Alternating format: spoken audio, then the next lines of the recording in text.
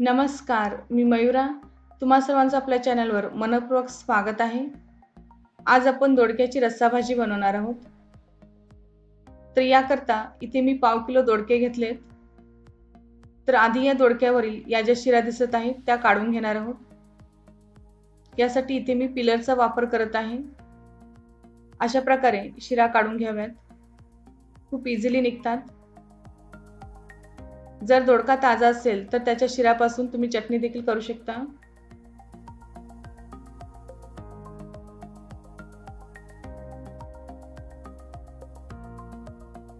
तर हा दोडका मस्त क्लीन झालेला दिसत आहे.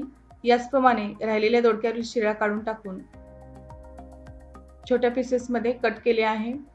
या दोडक्याबरोबर लागणारं साहित्य आहे: एक कांदा बारीक चिरलेला, एक टोमॅटो बारीक चिरलेला, 4 ते 5 टेबलस्पून भाजलेल्या शेंगदाण्याचं कूट, 1 टेबलस्पून कांदा लसूणची लाल तिखट, अर्धा टेबलस्पून गोडा मसाला किंवा गरम मसाला, एक लहान बटाटा, पण बटाटा हा ऑप्शनल आहे, आणि लागेल चवीनुसार मीठ.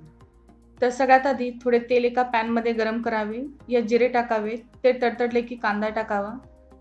थोडा वेळ परतल्यानंतर यात चिमूटभर हळद टाकावी. यानंतर यात टोमॅटो टाकावा. 2 ते 3 मिनिटे कांदा आणि टोमॅटो छान परतल्यानंतर यात लाल तिखट, गोडा मसाला आणि मीठ टाकावे. पुन्हा छान परतून घेणार आहोत. यानंतर यात बटाटा आणि चिरलेला दोडका टाकावा. थोडा वेळ परतल्यानंतर वर झाकण ठेवून 2 ते 3 मिनिटे वाफवून घेणार आहोत, जेणेकरून दोडक्याचा रॉनेस थोडा कमी होईल.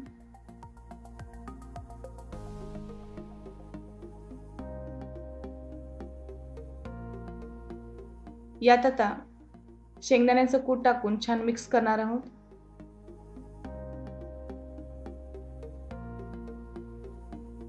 आता साधारण 1 कप पाणी ओतायचे आहे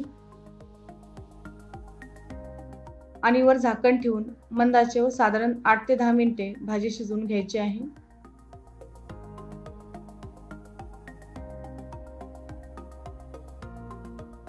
आता ही भाजी तयार आहे. दोडका आणि बटाटा छान शिजलेत. भाजी टेस्ट करून बघितली आहे. खूप टेस्टी आणि झणझणीत भाजी झाली आहे. तेव्हा ही टेस्टी आणि डिलिशियस दोडक्याची भाजी घरी नक्की ट्राय करा आणि फीडबॅक कमेंट्सद्वारे कळवा. नेहमीप्रमाणे आजचा व्हिडिओ आवडला असेल तर लाईक करा, शेअर करा, तसेच कुक विथ मयुराला सबस्क्राईब करायला विसरू नका. धन्यवाद.